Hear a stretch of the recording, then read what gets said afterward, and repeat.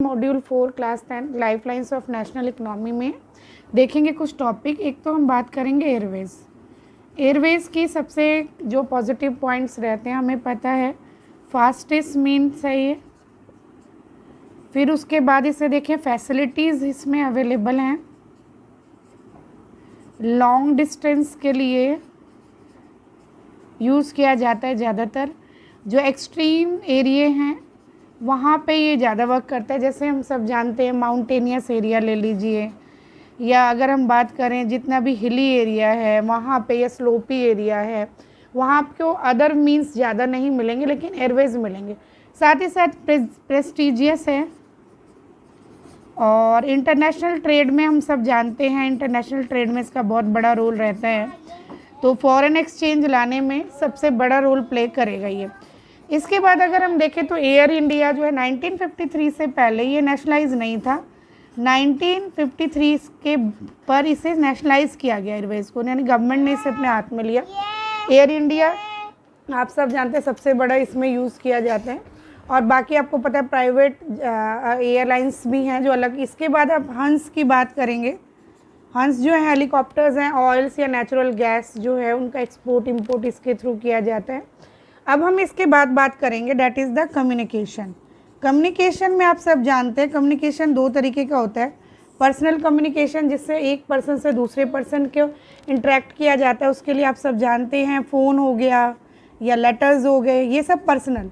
लेकिन mass communication भी होता है, जिससे मास ज़्यादा से ज़्यादा लोगों को एक साथ बात पहुँचाते हैं। टीवी, रेडियो हुआ, इंटरनेट हुआ, ये सब मास कम्युनिकेशन का। दो वर्ड इसमें आते हैं, फर्स्ट क्लास मेल और सेकंड क्लास मेल। ये पूछ लेते हैं कई बार। तो फर्स्ट क्लास मेल में हम बात कर रहे हैं कार्ड्स और एनवेलप्स की, जिनको नॉर्मली जो पहुंचाया जाता है वो या तो पहुंचाया जाता है रोड के थ्रू या एयर के थ्रू।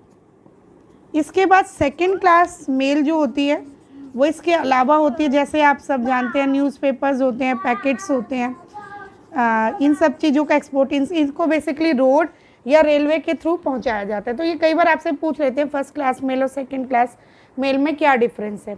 अब अगर हम बात करें कम्युनिकेशन की, तो कम्युनिकेशन का सबसे बड़ा रोल जो है, आज आप सब जानते हैं डिजिटल इंडिया पे इतना वर्क किया जा रहा है, ये जो इतना मतलब डिजिटल बेस पे, और स्पेशली इस एक्सट्रीम कंडीशन, पैंडमिक कंडीशन में, तो ये कहते हैं इसके तीन वर्ड है, आई.टी प्लस आई.टी। ये आपसे पूछ सकते हैं, may be just such like a question they can ask. IT मतलब इंडियन टैलेंट, आईटी मतलब इंफॉर्मेशन टेक्नोलॉजी, और इसके बाद जो है इंडियन जो फ्यूचर है उस पर वर्क किया जाता है। तो ये डिजिटल इंडिया का जो मेन टारगेट है वो इससे जुड़ा हुआ है, और ये आपसे वो कर सकते हैं, पूछ सकते हैं। अब कम्युनिकेशन की अगर हम बात करते हैं तो एसटीडी, आपको पता है एसटीडी के थ्रू आजकल बहुत सारे आप नेशनल हाईवेज़ पर इस तरीके की फैसिलिटीज़ देखते हैं। गवर्नमेंट ने डे बाय डे इसको बढ़ाया है।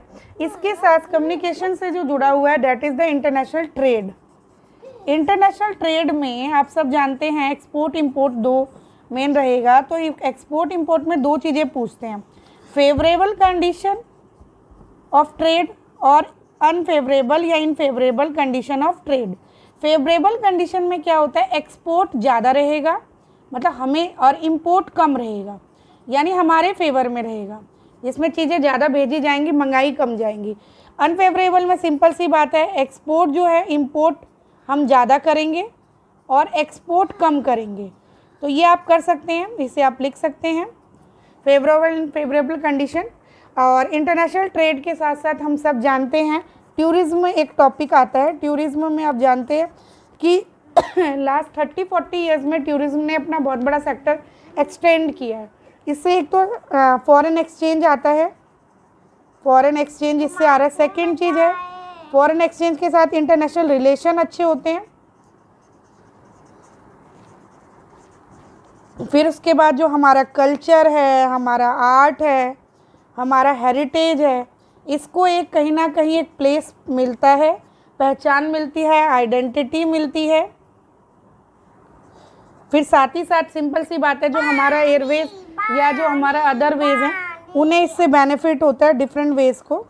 तो वो आपसे पूछ सकते हैं। तो पॉजिटिव यही है, लेकिन इसके सामने बहुत सारे चैलेंजेस हैं। आप सब जानते हैं कि बहुत इसके साथ साथ जब इससे रिलेटेड प्रॉब्लम्स या डे बाय डे सेक्टर में उस तरीके का ग्रो नहीं हो रहा है, तो आप उसको अपने नॉलेज बेस पर लिख सकते हैं कि क्यों इसमें जो ड्रास्टिक चेंज होना चाहिए वो दिखता नहीं है।